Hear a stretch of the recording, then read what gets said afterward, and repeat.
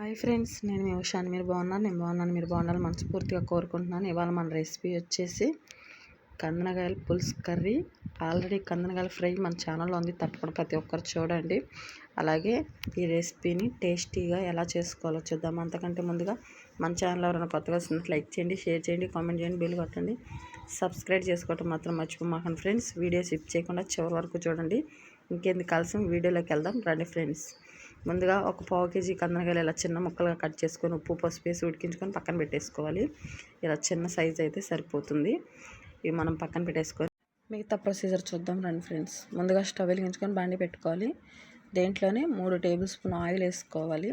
మనం చేస్తుంది కందనకాయల పులుసు కర్రీ కాబట్టి కొంచెమే తీసుకున్నాం కాబట్టి పావు కేజీ కాబట్టి 3 టేబుల్ స్పూన్ సరిపోతుంది. దీంట్లోనే 2 యాలకులు, 2 చెక్క, 1 లవంగా వేస్తున్నాయి. ఎక్కువ స్పైసీ అవసరం ఉండదు. ఇవి లైట్గా ఫ్రై అయిన తర్వాత దీంట్లోనే పెద్ద సైజు ఉల్లిగడ్డ ఒకటి చిన్నగా కట్ చేసుకొని వేసుకుంటున్నాను. మీరు తీసుకునే క్వాంటిటీని బట్టి మీరు వేసుకోండి. నేను తీసుకున్న పావు కేజీ క్వాంటిటీకి ఇవి సరిపోతాయి. ఇవి లైట్గా గోల్డెన్ కలర్ వచ్చేలా ఫ్రై చేసుకోవాలి.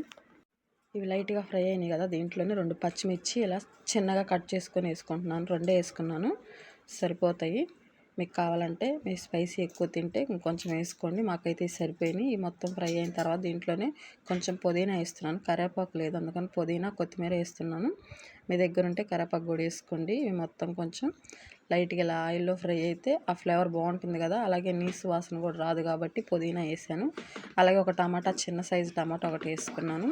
ఇవి కొంచెం త్వరగా మగ్గాలంటే దీంట్లోనే మనం చిటికెడు పసుపు, ఇందాక ఆల్రెడీ పసుపు వేసి ఉడికించాం కాబట్టి కొంచెం సరిపోతుంది.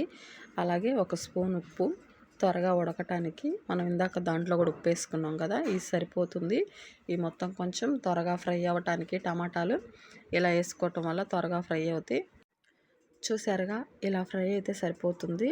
అలాగే టమాటా కూడా ఉడికిపోయింది. చూసారు ఎంత సాఫ్ట్గా ఉడికిందో. ఇంకెలా ఉన్నప్పుడు మనం దీంట్లోనే కొంచెం అల్లం చిన్నపాయ పేస్ట్ వేసుకుందామండి. కొంచెం వేస్తున్నాను, సరిపోతుంది. అలాగే ఇది కూడా కొంచెం పచ్చివాసన పోయేలా ఫ్రై చేసుకోవాలి. ఇలా పచ్చివాసన పోయిన తర్వాత దీంట్లోనే మనం ఇందాక ఉడికించి పెట్టుకున్నాం కదా కందనకాయలు, అవి ఇలా వేసేసుకోవాలి. మొత్తం కొంచెం మసాలాలకంతా పట్టేలా మొత్తం కలుపుకోవాలి. చాలామందికి ఇష్టం ఉండవు, కానీ ఒకసారి తినండి, చాలా బాగుంటుంది. తప్పకుండా ప్రతి ఒక్కరు ట్రై చేయండి. అలాగే ఈ కందనకాయలు మీలో ఎంతమందికి ఇష్టమో కామెంట్ బాక్స్లో కామెంట్ చేయండి. అలాగే ఇలాంటి రెసిపీస్ కావాలంటే కూడా తప్పకుండా అడగండి. ఇవి మసాలాల్లో ఫ్రై అయినాయి కదా, దీంట్లోనే మనం కొంచెం గరం మసాలా వేసుకుందామండి. ఆల్రెడీ మనం ఉడికించుకున్నాం కాబట్టి ఎక్కువ టైం పట్టదు. అలాగే దీంట్లోనే ధనియాలు, కొబ్బరి పొడి కూడా వేస్తున్నాను. 2 టేబుల్ స్పూన్లు వేస్తున్నాను. చిటికెడు గరం మసాలా, ధనియాలు, కొబ్బరి పొడి వేస్తున్నాను. కొబ్బరి పొడి కొంచెం ఎక్కువగా ఉంటే టేస్ట్ చాలా బాగుంటుంది, చూసుకొని వేసుకోండి. అలాగే మొత్తం కొంచెం బాగా కలిసేలా కలుపుకొని ఇలా ఒక 5 మినిట్స్ పాటు వదిలేయాలి. వీటిలో ఒక 5 మినిట్స్ వదిలేసిన తర్వాత ఈ మసాలాలు అంతా దీనికి పట్టినాయి కదా, మనం ఇప్పుడే ఇక్కడ కొంచెం కారం వేసుకుందామండి. 2 టేబుల్ స్పూన్లు వేస్తున్నాను నేను. ఈ కారం అంతా కందనకాయలు బాగా పట్టేలా బాగా కలుపుకోవాలి. అలాగే కందనకాయల ఫ్రై కూడా మన ఛానల్లో ఉంది, ప్రతి ఒక్కరు చూడండి. ఫ్రై కావాలంటే ఫ్రై చూడండి. ఇది మనం చేసేది పులుసు కాబట్టి ఇది చూడండి. మన ఛానల్ ఫాలో అవ్వండి. కొత్తగా చూసేవాళ్ళు లైక్ చేయండి, షేర్ చేయండి, కామెంట్ చేయండి, బెల్ కొట్టండి, సబ్స్క్రైబ్ చేసుకోండి. అలాగే ఇది కొంచెం కారం అంతా దీనికి పట్టిన తర్వాత దీంట్లో వాటర్ పోస్తున్నాను. మనం చేస్తుంది పులుసు కాబట్టి ఖచ్చితంగా వాటర్ పోసుకోవాలి. మీరు తీసుకున్న క్వాంటిటీని బట్టి మీరు వాటర్ పోసుకోండి. నేనైతే ఈ గ్లాస్తో 3 గ్లాసులు వాటర్ పోసుకున్నాను. ఈ వాటర్ సరిపోతుంది. ఇదంతా కొంచెం ఒకసారి కలుపుకొని మనం మూత పెట్టుకొని ఒక 5 మినిట్స్ పాటు ఉడికించుకుందామండి. ఒక 5 మినిట్స్ తర్వాత ఒకసారి మూత తీర్చొద్దామండి. చూసారా ఎంత బాగా ఉడికిందో. ఇంతేనండి, చాలా పర్ఫెక్ట్గా కందనకాయల పులుసు కర్రీ చాలా టేస్టీగా ఉంటుంది. ఒకసారి మీరు కూడా ట్రై చేయండి. ట్రై చేసి మీకు ఎలా వచ్చిందో కామెంట్ బాక్స్లో కామెంట్ చేయండి. అలాగే ఇది అయిపోయింది కదా, మనం చివరిగా దీంట్లో కొంచెం కొత్తిమీర చల్లుకుందామండి. ఇది రెడీ అయిపోయినట్టే, చాలా సింపుల్. చూసారు కదా, ఇది అయిపోయింది.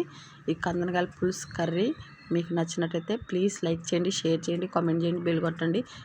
మీ ఫ్రెండ్స్కి, రిలేటివ్స్కి కూడా షేర్ చేయండి. తప్పకుండా మన ఛానల్ ఫాలో అవ్వండి. ప్రతి ఒక్కరు వీడియో చూసి లైక్ కొట్టండి. అలాగే ఇలాంటి రెసిపీస్ మీకు కావాలంటే కామెంట్ బాక్స్లో అడగండి, ఖచ్చితంగా చేస్తాను. ఈ వీడియో మీకు నచ్చిందని అనుకుంటున్నాను. మరొక వీడియోలో మళ్ళీ కలుద్దాం. Bye friends.